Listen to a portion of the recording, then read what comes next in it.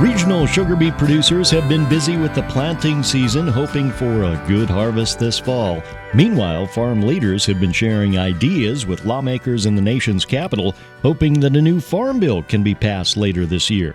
Neil Rockstad is a family farmer near Hendrum, Minnesota. He's vice president of the American Sugarbeet Growers Association. He shared some important points with lawmakers during recent testimony before a Senate Agriculture Subcommittee, starting with a strong domestic sugar industry. The domestic industry is so important that food security is important to all Americans, all consumers, and food security is a matter of national security. We don't want to be dependent on foreign suppliers for any of our food supplies. We've seen how that has worked in the case of chips, for example, in automobiles and supply chain disruptions through the pandemic. It's something we didn't see in sugar because we have a strong domestic industry, and that's so important to the United States. With all the budget discussions underway in Washington, D.C., Rockstad pointed out to lawmakers that U.S. sugar policy is structured to operate at zero cost to the U.S. taxpayer. Last 20 years, the sugar policy has cost the U.S. taxpayer $0, and the USDA projects that for the next 10 years it'll cost the taxpayer $0. It's a very unique program. It's not a program crop, it's not a subsidized crop.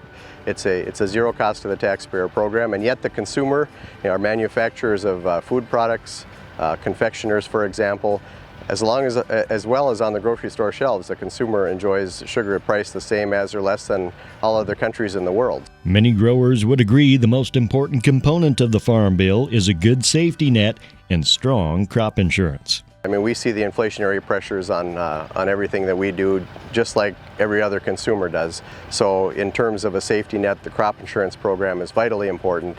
It allows us to go to our banker and have some assurance that we'll cover at least a portion of our costs and be able to secure an operating loan to put the crop in this year. Rockstad advocates on behalf of sugar growers because of his family history and his family's future.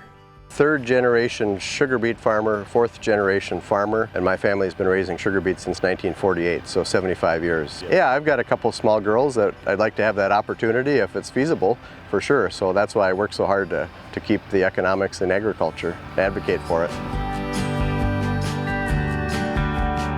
I'm Rusty Halvorson for the Mighty 790 and 104.7 KFGO.